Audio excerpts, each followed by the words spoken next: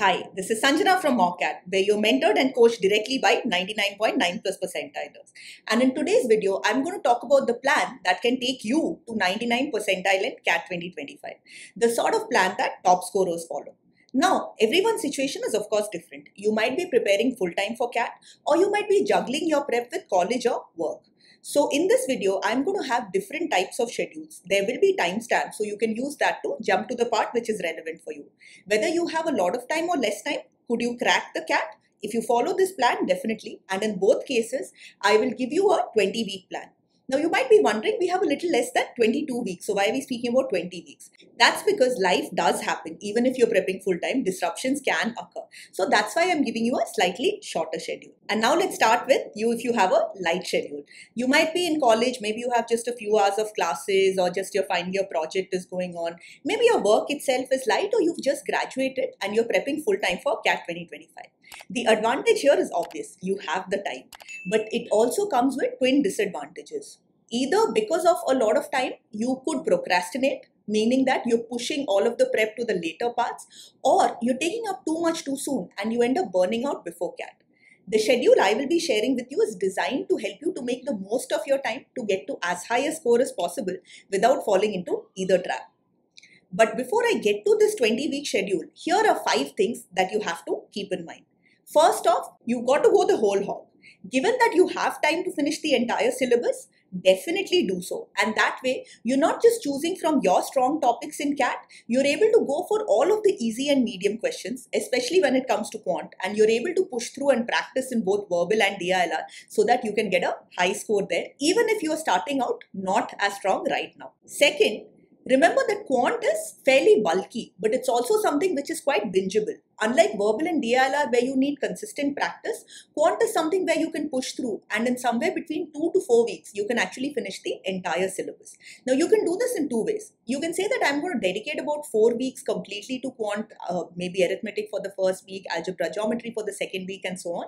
Or what you do is you dedicate at least 2 days in your week for quant, where you're finishing 1 to 2 lessons per day. Do the same thing for mocks. Every week, set aside 1 day where you're taking a mock and you're analyzing it. If you want to understand more about analysis, I'll link a video where I've explained the way you should approach a mock and, more important, how you should analyze it so that you can boost your score. So check that out next.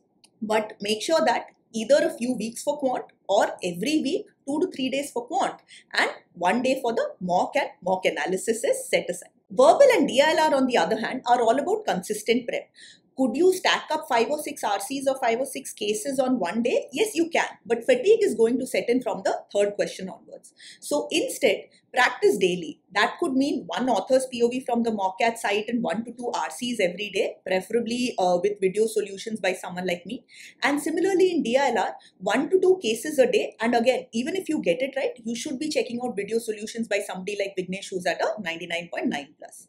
If you are consistently practicing, when it comes to verbal, your speed is going to increase, your comfort across genres is going to set in, and you'll get into the analysis mindset. But the benefit will be a lot more in DILR. DILR is a subject or an area that we haven't really studied in school. And if you're practicing this every day, your brain understands that this is important and it's going to start to figure out patterns quickly. The structure will sort of come to you much quicker and you'll be able to get the maximum out of the clues that are there. So make sure that you are taking this sort of approach for these 2 sections. Even with full-time prep, life happens. If you have a rigid daily schedule and you're not able to meet it, it'll throw you off and it could also impact the next day's prep. So instead, have a week. Some days will be heavier, some days will be lighter, but as long as you're meeting your weekly target, you're good to go. And that's exactly what I'm going to be sharing with you. But before that, the last tip. One of the biggest issues that we saw during COVID was how the lines between work and home got blurred. And if you're prepping full-time or near full-time for CAT, the same thing can happen. So make sure that you are taking 1 day off every week. This is not something that's just allowed. This is something which is necessary. You don't need to sleep 3 to 4 hours and that's it when you have 5 months left, especially if you are prepping majority of the time. You don't need to burn yourself out early.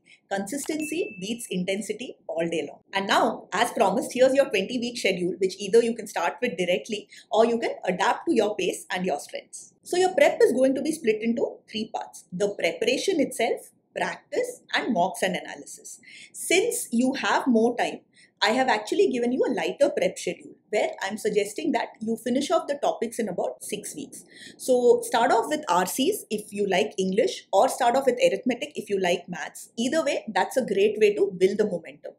Now, if you look at the schedule, you'll see that the way I've structured it is sort of in a smart prep method where you are tackling the topics where you have the majority of the questions first on the verbal and the quant front. So that's RCs with 16 questions and arithmetic with about 8 questions, and then next comes algebra and so on. Take up VA whenever there's a momentum in quant and you know that you can take up these 4 topics. Make sure that you're also preparing for jumbled paragraphs. And by the way, if you want to know more about jumbled paragraphs or any of the other VA topics, just put a comment in the chat and I'll help you out. And coming to DILR, I've given you a 4-week schedule. At best, if you feel that this is a section where you need to invest more time, you could make it into a maximum of 6 weeks. It could be 2 to 3 weeks of DI and probably about 3 weeks of LR. LR is where we will get more questions, but please don't neglect DI because DI is typically where we see at least one easy case. Now, moment any particular section is done, make sure to fill that in with practice. So in verbal, for example, the most important thing is the author's POV. If you want to understand more about it, I'll link a detailed video and there are a lot of free resources in the MOCAT site to help you. This is something which can really help you to get a high score in the 16 RC questions that we are expecting. Now, after these 6 weeks, we're going to be focusing on the practice, but it's also going to be guided by mocks. You would have seen that in the previous week schedule, I had a lot of asterisks when it comes to mocks, and that is because, especially if you are pushing through on the prep, you can leave aside the practice. If you're a MOCAT student, for example, if you're binging on quant, just the concept tests are more than enough. So take a few mocks in your weeks 1 to 6 or by the time the prep is done. But after that, we are definitely switching to a mock a week so that we are able to identify where we are standing now and how much do we need to improve our score. The first 4 mocks between week 7 to 10 are all about boosting your scores. That means maybe I need to practice more to increase my speed. Maybe there are certain concepts that I need to go back and prepare more. Whichever it is, the analysis is what will help you. And I've put the video which has a detailed analysis format in the description and first pinned comment for you. Now, once you are at a certain score, what we want to do is we want to eliminate the errors. Every +3 going to a -1 is actually taking away 4 marks from you. So you've got to focus on what your errors are. Are they because of concepts or some sort of incorrect reasoning? Or are they silly mistakes, which means calculation errors, misreading the question, missing out a clue, not going back to the RC where needed, stuff like that? Or are they strategic errors, which means that there are easier questions but you have left them because you were chasing maybe the question sequentially, or maybe you're not letting go of an RC or a DILR case, right? So this is something which you figure out, and I've given you a little extra time here because these sort of errors do take time to work and fix. You can't realize it in, let's say, mock 5 and then fix it by mock 6. You got to give yourself a little bit of time and you got to remind yourself of this. Now at this time, you will also be taking sectionals. Wherever you feel you need to work more on the test taking strategy, sectionals will help you. So this could be, for instance, when it comes to verbal, I'm going with the RCs first and I'm not choosing the easy RC. Or when it comes to DILR, I am somewhere not letting go of a case even though I know that it is hard and I'm getting stuck. So these are the sort of things that sectionals can easily help you to. At MOCAT, for example, we have 25 mocks and 45 CAT-style sectionals, and there are additional mocks and sectionals in a jumbo pack as well if you need more practice. So this is probably the biggest chunk of high quality mocks that you will get. But coming back to your prep, the last 5 weeks are all about boosting your score exponentially, and that can only come from your strong section. So take me for example. If I'm getting a high score, something in 50s in the verbal section, then that means that for me to get to 99 percentile, I need a considerably lower score in the other 2 sections. Now you don't need to get to a 56, 57 like me. Even if you're getting to a 45, that's close to half of the marks that you will probably need for the 99th percentile.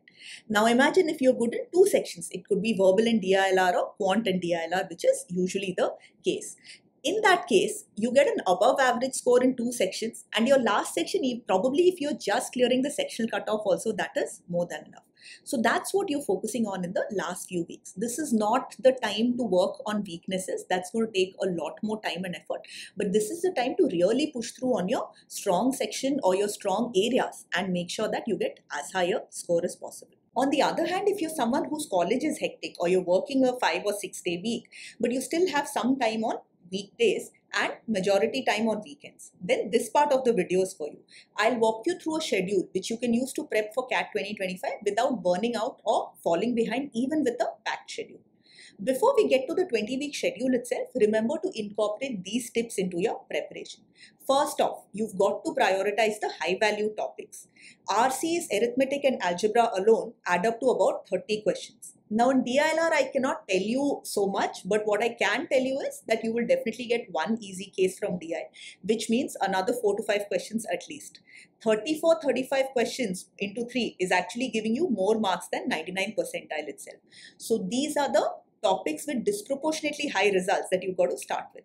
Second, make sure to use your weekends or your days off for heavy lifting. This is where you binge on the quant prep, which is the longest, where you take up mocks and mock analysis. Use the time that you have in the weekdays for areas that need consistent prep, that's verbal and DILR, or maybe for classes. At MockCat, our live classes start at 8:30 in the evening, which is something which works for most working professionals. Third, make use of your downtime. This could be your commute time where maybe you're watching just one lesson module. So if you look at our videos, for example, they'll be split into shorter modules. So you could go through 1 or 2 modules.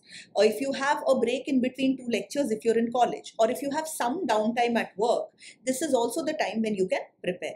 Even just doing my daily POV article during your coffee break or something is pushing you ahead.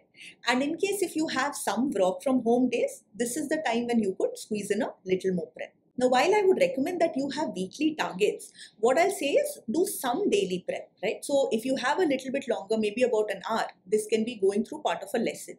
If you have even 5 to 20 minutes, you could take a speed verbal or a speed math quiz at our side, or you could just take a daily quiz or something like that, right? Any practice, any daily progress is something which is going to add up, and it's going to keep you in touch with your CAT prep, and you're not going to feel like, oh my God, 2 days have gone and I haven't done anything. So just 5 minutes is also good.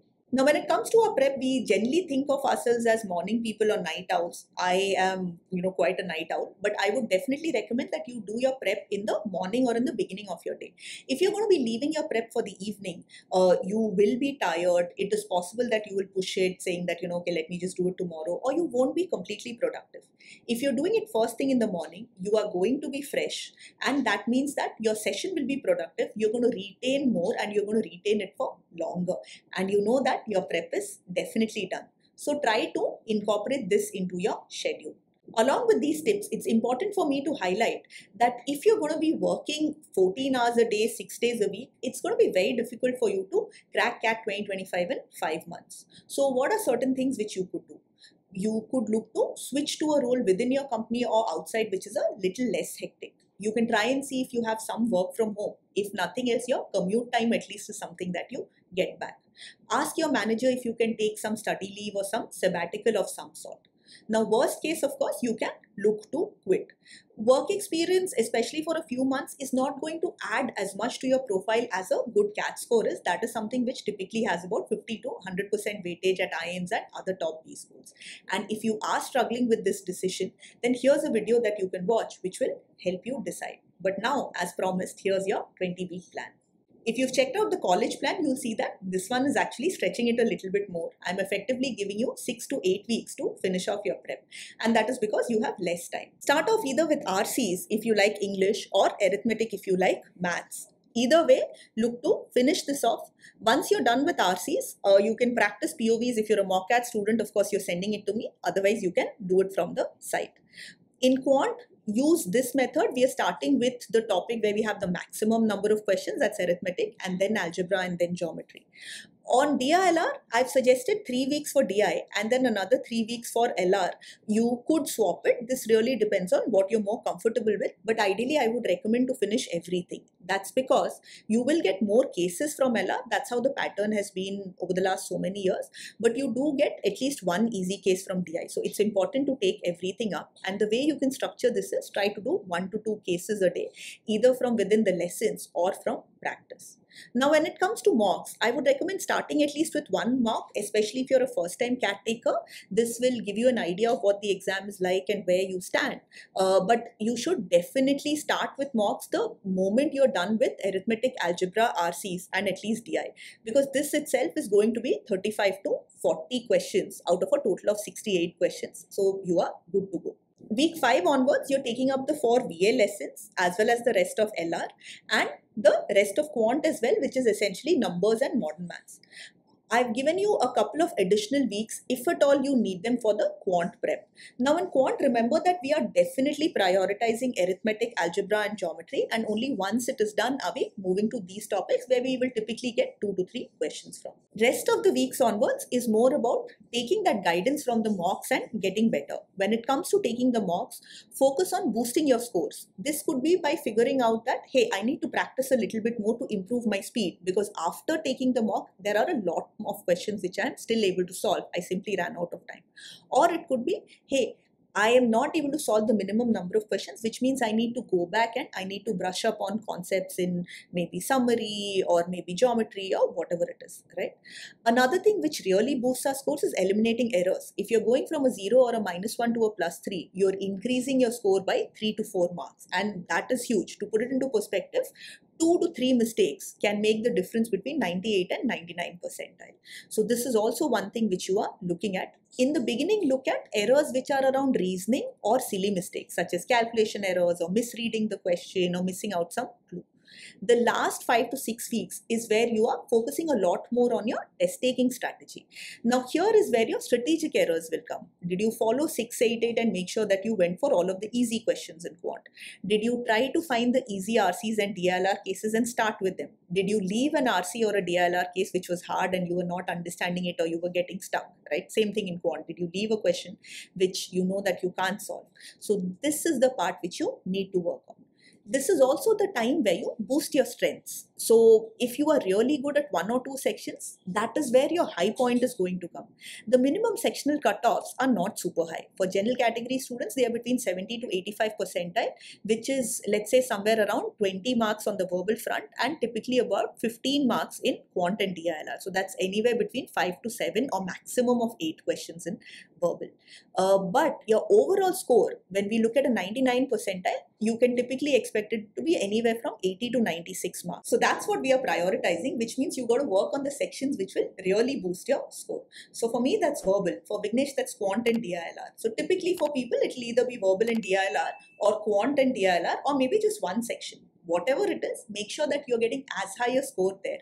That's the part which you're good at. So if you're investing some time in it, your score will go a lot up as compared to working on your weak points. Of course, if your weak point is going to be something like RC or arithmetic, you've got to work on it a little bit. But prioritize your strengths at this point and make sure that you are getting to that 99. And if you want to get a 99 percentile or more and you want to get into a top B school, then what are you waiting for? Sign up at mockcat.com or call the number today. All the best.